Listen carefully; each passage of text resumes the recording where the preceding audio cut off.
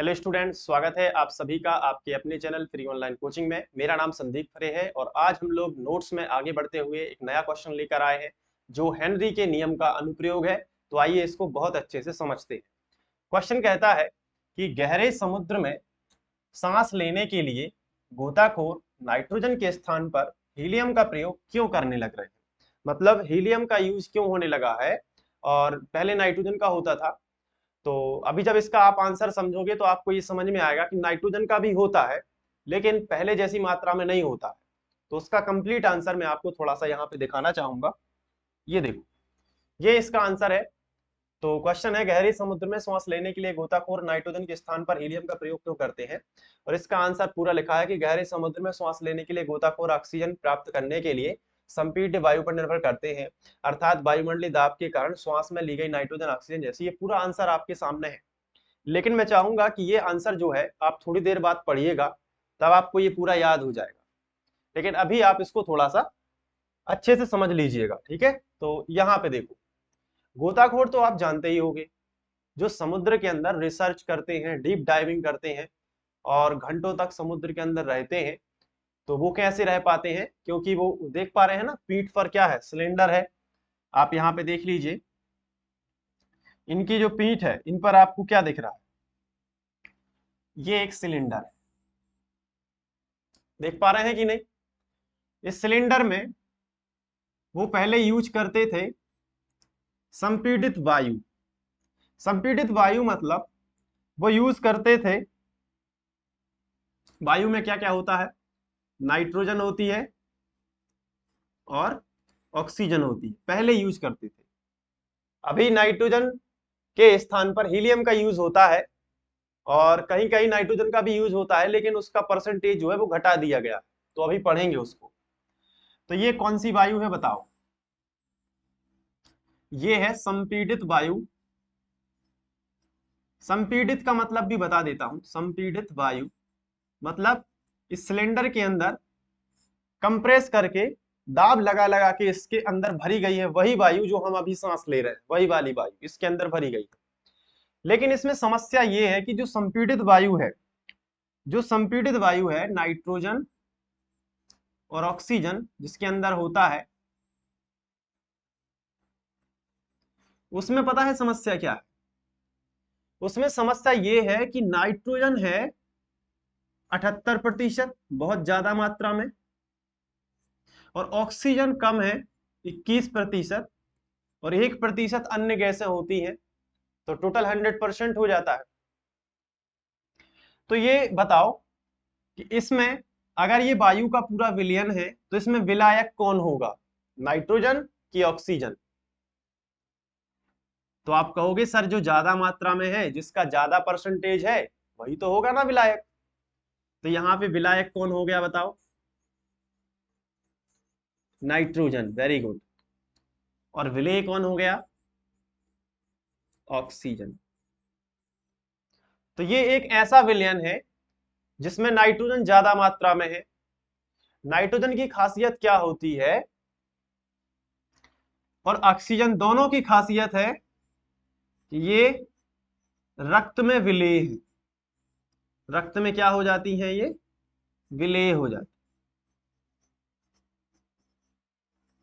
अब जब गोताखोर इस वायु को लेता है सिलेंडर के अंदर और डीप डाइविंग करता है, समुद्र के अंदर चला जाता है, तो समुद्र के अंदर प्रेशर बढ़ेगा। क्योंकि हमने पढ़ा हुआ है कि ये अगर पृथ्वी तल है तो ऊंचाई पर समुद्र, जो जो पृथ्वी तल है, यहां पे होता है प्रेशर 1 atm,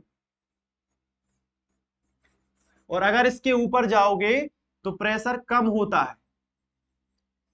क्योंकि वायु जो है, वायु का दाब, वायु कम होने लगती है, विरल होने लगती है, तो प्रेशर भी क्या होने लगता है, कम। और समुद्र के अंदर यानी नीचे जाओगे, पृथ्वी तल से नीचे, तो अधिक दाब बढ़ता है, अधिक अंदर समुद्र के अंदर क्या होता है, प्रेशर बढ़ जाता है।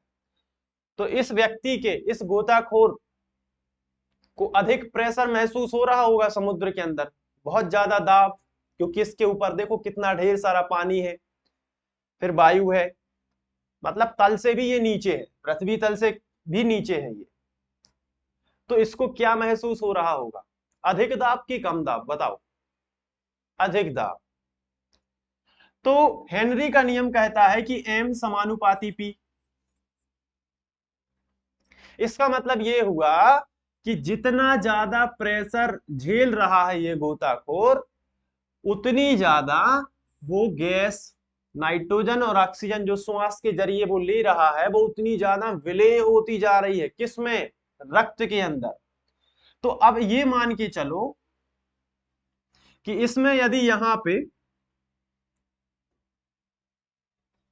थोड़ा ध्यान से समझना, अगर इसके पैर में मैं यहां पे रक्त वाहिका बना दूं, ये थोड़ा समझने के लिए थोड़ा सा ये बना दिया, ठीक है। तो इसके अंदर क्या है, रक्त है। क्या है इसके अंदर, रक्त। तो ये जैसे ही ये ऑक्सीजन और नाइट्रोजन ये श्वास के जरिए यहाँ पे ले रहा है, तो ये पूरे शरीर में फैलती जा रही है। तो जैसे ही ये शरीर में फैलेगी, तो ये ज्यादा से ज्यादा क्या होने लगेगी, इसके अंदर जो भरी थी नाइट्रोजन ऑक्सीजन जो यहां से ले रहा है, ये ज्यादा से ज्यादा रक्त में विलेय हो रही है। क्यों ज्यादा से ज्यादा क्यों विलेय हो रही है, क्योंकि ज्यादा से ज्यादा प्रेशर है। ज्यादा से ज्यादा प्रेशर क्यों है, क्योंकि वो समुद्र के अंदर है, तल से नीचे है। तो ज्यादा से ज्यादा क्या हो रहा है, प्रेशर। तो ये दोनों गैसें, नाइट्रोजन और ऑक्सीजन, दोनों रक्त में घुलती जा रही। अब इसको थोड़ा मैं यहां पे बनाना चाहूंगा कि ये देखो, मान लो ये उसकी रक्त वाहिनी है, जिसके अंदर जिसके अंदर क्या हो रहा है, रक्त बह रहा है। ये देखो, ये रक्त बह रहा है। अब इसमें क्या होगा कि इसमें नाइट्रोजन और ऑक्सीजन दोनों गैसें क्या हो रही हैं, घुलती जा रही हैं। बहुत अधिक प्रेशर है तो ज्यादा मात्रा में घुलेंगी। अब जब ज्यादा घुलेंगी तो भैया दिक्कत हो जाएगी। क्या दिक्कत होगी, ऑक्सीजन से दिक्कत नहीं है, क्योंकि ऑक्सीजन तो हमारे शरीर की जो प्रतिक्रियाएं चल रही हैं उसमें यूज होती जा रही है। ऑक्सीजन से तो हमारा शरीर ही चलता है। तो ऑक्सीजन शरीर की प्रतिक्रियाओं में तो भाग ले रही है, लेकिन नाइट्रोजन का कोई काम नहीं है। तो नाइट्रोजन उस रक्त में घुली रहती है, घुली रहती है, कहीं नहीं जाती। लेकिन इस गोताखोर को यहां पे कोई प्रॉब्लम नहीं है समुद्र के अंदर। लेकिन जैसे ही ये सब सतह पर पहुंचता है, ये समुद्र था नीचे, अब ये गोताखोर ऊपर आ गया। ऐसे समझो, ये गोताखोर अब कहां आ गया, ऊपर। तो बताओ प्रेशर बढ़ेगा कि घटेगा, बताओ।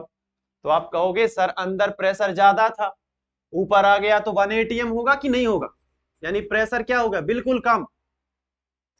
और जब प्रेशर कम हो जाएगा तो ये नाइट्रोजन वापस से बाहर निकलेगी, क्योंकि जबरदस्ती अंदर है ये, क्योंकि दाब ज्यादा है हेनरी के नियम से। समझ में आया कि नहीं। जब दाब ज्यादा है अंदर, तो वो नाइट्रोजन जबरदस्ती रक्त में घुल गई थी। लेकिन अब गोताखोर तल पर पहुंच चुका है, और ऐसी स्थिति में वो नाइट्रोजन है, उसको अब प्रेशर कम होगा तो विलेयता घटेगी कि नहीं घटेगी। तो ये नाइट्रोजन बाहर निकलने का प्रयास करेगी बुलबुलों के रूप में, रक्त वाहिनी में बुलबुलों के रूप में ये क्या करेगी, अब बाहर निकलने लगी।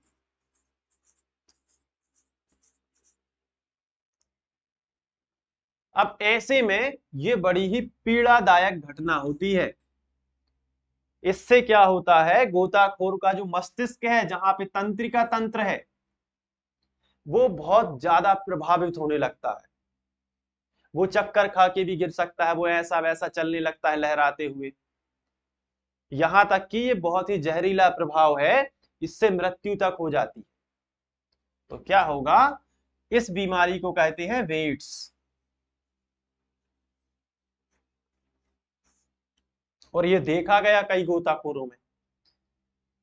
तो अब इसको कैसे कम किया जाए, तो इसलिए साइंटिस्ट लोगों ने संपीड़ित वायु को तनु कर दिया। क्या मिला के, हीलियम मिला के। क्योंकि हीलियम रक्त में घुलती ही नहीं है, चाहे कितना भी दाब लगा दो। रक्त में घुलेगी तो बहुत ही कम मात्रा में घुलेगी, इसलिए हीलियम गैस को इसमें शामिल कर दिया गया। तो अब पता है किसका मिश्रण यूज करेंगे इस सिलेंडर में, अब इस सिलेंडर में हम यूज करेंगे संपीड़ित वायु का, नहीं करेंगे। अब देखो किसका करेंगे, ध्यान से समझना। अब इस सिलेंडर में कौन कौन है, देखो ध्यान से, सॉरी, इस सिलेंडर में है नाइट्रोजन तो है, कई कई किताबें लिखती हैं कि नाइट्रोजन नहीं है, होती है नाइट्रोजन थोड़ी मात्रा में, ऑक्सीजन भी है, और साथ में अब क्या जुड़ गया है, हीलियम। इनका परसेंटेज देखो ध्यान से, तब आपको अच्छे से समझ में आएगा। जो नाइट्रोजन है और हीलियम है, हीलियम और ऑक्सीजन, इनका प्रतिशत बढ़ा दिया गया है। ऑक्सीजन होती थी पहले कितनी, 21%, अब इसको बढ़ा दिया, इसको कर दिया 32.1, 32.1, ऐसा याद रखना, मैं फिर से लिख देता हूं, ठीक है। 32.1 किसका है, ये ऑक्सीजन का। हीलियम का कर दिया 11.7, हीलियम का कितना कर दिया, 11.7, और नाइट्रोजन का भी 56.2 कर दिया। तो नाइट्रोजन पहले देखो, सोच के देखो, पहले थी 78%, अब नाइट्रोजन को क्या कर दिया गया है, कम। तो जब उसकी मात्रा कम होगी तो वो रक्त में कम घुलेगी, और कम घुलेगी तो बाद में कम दर्द देगी, मतलब ना के बराबर, क्योंकि अब ऑक्सीजन बढ़ चुकी है। तो ऑक्सीजन जहां लेवल बढ़ेगा तो ऑक्सीजन से हमारी रक्षा होती रहेगी। समझ में आया कि नहीं, ऑक्सीजन शरीर के अंदर जाएगी, वापस से सभी चीजें अच्छे से चलने लगेंगी, ज्यादा से ज्यादा ऑक्सीजन मिलेगी, और नाइट्रोजन से, इतनी नाइट्रोजन में कोई टेंशन नहीं है, दिक्कत वाली कोई बात नहीं है। और साथ में हीलियम है, तो ये हीलियम दर्द उत्पन्न नहीं करती, क्योंकि ये रक्त में घुलती नहीं है, जब घुलेगी नहीं तो बाहर कैसे निकलेगी, या बहुत ही कम मात्रा में घुलती है, अल्प विलेय जिसे बोलते हैं। तो आजकल जो सिलेंडर में जो अपन यूज कर रहे हैं, जो गोताखोर यूज कर रहे हैं, वो इस प्रकार की वायु कंप्रेस करके भरी जाती है, फिर उन्हें कोई दिक्कत नहीं होती। तो उम्मीद है कि आपको ये आंसर समझ में आ गया होगा। पढ़ के देखते हैं एक लाइन,